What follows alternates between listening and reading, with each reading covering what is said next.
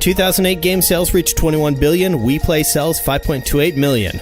So 2008, it looks like there's a very good chance that will be the peak for at least a little bit. Wii Play is the game that will not die, or at least would not die in 2008. Microsoft deleting 5,000 jobs after profits slip. They're making money. Obviously, they have Windows, which is a huge product, and so they've got billions and millions of dollars, but they're still laying off people. Microsoft, is, even though they're profitable, the fact they're cutting jobs, that's just like a bad sign for the industry as a whole and games in particular. U.S. retail PC game sales down 210 million in 2008. That number's a little misleading because almost everybody's getting their stuff online now, so it's a kind of a shift in the market. Sony announces restructuring, $2.9 billion loss. Sony had been profitable since 1995, and that was the first time they had announced a loss since then. The PS3 has been weighing heavily on Sony, I guess you could say. For the first time this console generation, Sony really is competing on even footing now. Rumor confirmed, Microsoft Flight Sim Studio closing. It always seemed to me that the Flight Sim Studio wasn't even really part of Microsoft games. It was like Excel. It's the fact that Microsoft was just culling its in-house development talent.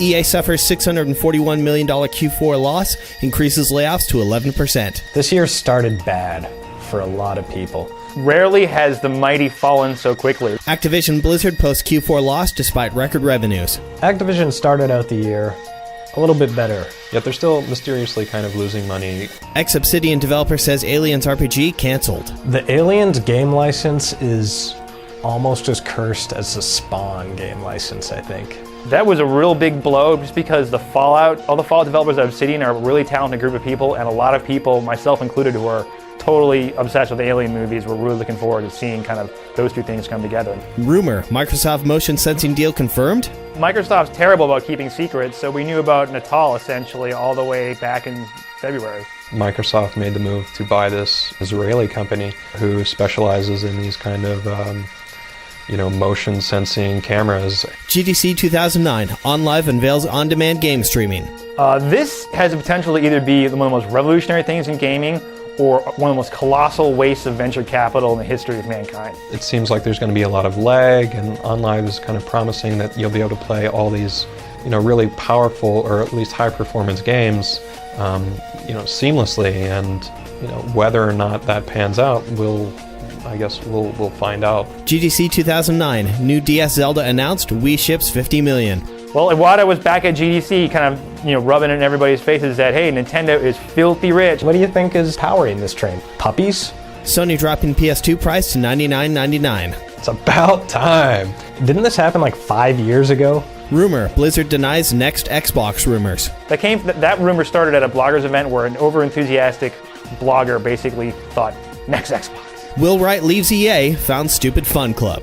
We're not making that name up, Stupid Fun Club. That's actually the name of the think tank. A think tank called the Stupid Fun Club. Can you believe that? A think tank. Yeah, Will Wright he's kind of an out there kind of guy. Chinatown Wars sells under 90,000 units in March. That was a tragedy. NPD Resident Evil 5 infects 1.5 million. March game sales sink 17%. Whoa, where did that come from? And so begins the great game slump of 2009. Rumor, UMD-less PSP2 due by early November. UMD-less PSP? Nonsense. Never happened. Thief 4 officially uncloaked. I have really high hopes for this one. And it's weird that it's going to come out from Square Enix now. That's just weird. NPD US April sales slide 17% as the DS tops 1 million. 3D Realm still in business. $20 million Duke Nukem Forever bill revealed. It's hard to not think of this company as a joke at this point. Rumor, Call of Duty Cold Warfare next up for Treyarch. I'm tired of World War II shooters. I think a lot of gamers are tired of World War II shooters. You can go to the Congo, you can go to Cuba, you can go to Vietnam. That would be great. A really great way to get out of the World War II rut that basically all the Treyarch games have been stuck in. Motion sensing camera, Xbox 360 MGS debut at Microsoft E3 event. Microsoft had Project Natal, a Metal Gear Solid Rising, Crackdown 2, Halo Reach, the Beatles come out on stage, Left 4 Dead 2, Crackdown 2. Like a little boy simulator. New Metroid, Mario Galaxy, and Wii Vitality Sensor headline the Nintendo E3 event. Mario. Finally, at last, we have the technology for Wii Polygraph. PS3 motion controller revealed, God of War 3 due in March. A UMD-less PSP. Who could believe that? Of the 3 motion sensing systems, this one looks the craziest, but it looks like it's going to work the best. E309 tops 41,000, E310 already booked.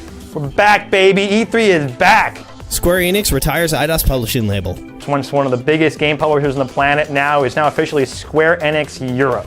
It's going to be weird not having Eidos around anymore. Midway Chicago HQ closing, final buyout price $49 million. Midway was another publisher that went under this year. It just didn't make it, and so it went to the highest bidder. It was a fire sale. For me personally, I'm not sure if anything was as depressing as the death of Midway. June U.S. game sales shrink 31% as prototype triumphs. I mean, summer's never really a great time for game sales. Oh my god, the sky is falling. July U.S. game sales shrink 29%, Wii Sports Resort on top. You know that scene in the Hudsucker Proxy when the guy gets up on the conference room table and jumps out the window? U.S. PS3 sales up 300% at top retailers. Yeah, so apparently if you make a system affordable, lots of people who can now afford it will buy it. Wii officially $200 starting September 27th. Hey, Nintendo joins the price cut party, finally! PSP Go launch adds 100 plus games to PSN. Right, the PSP Go is the first dedicated gaming machine that's downloadable content only. So it's nothing without downloadable games. So the fact that they started it off with over 100 games was good news. The Wii has stalled. So in early 2007, I think, there started to be a bit of a backlash against the Wii. Obviously, Nintendo isn't stupid. They know that Wii sales are not what they were in 2008. They've tapped it out. Everyone's got a Wii already.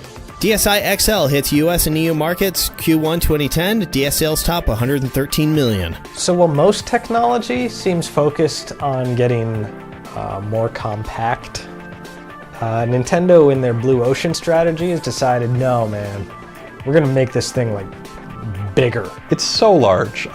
Rumor, Modern Warfare 2 massacre sequence confirmed and skippable. Basically, you go into an airport and shoot up a lot of innocent people. It really calls into question, like, what was the purpose of this level? Was it an intellectual exercise, kind of taking you in the mind of the terrorist? They were pushing buttons a lot more than pushing boundaries. EA cutting 1,500 jobs, over a dozen games canceled.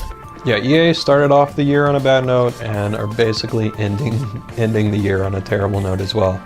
That is one crappy lump of coal to leave in 1,500 different Christmas stockings. Take-Two shares lose 30% and analysts react. It was a bad week for Take-Two. Moral of this story is analysts are still issuing predictions. They were saying the stock was going to go up to $15 a share. They were saying buy, buy, buy. And then whammo, here comes this earnings report, which basically shows that they're going to come anywhere near that. And as a result, it was, sell, sell, sell. Rumor, Logitech prepping a PSP Go UMD add-on? I've got a bunch of UMDs. I would love to buy a PSP Go if I could somehow transfer those onto a memory stick and then play them on my Go. The problem with a PSP Go peripheral that reads, UMD discs, it kind of defeats the purpose of the PSP Go. It's supposed to be this sleek little thing, kind of like an iPod, you keep in your pocket. And now you're going to have this other big attachment to it to play your games off of. It just sounds crazy.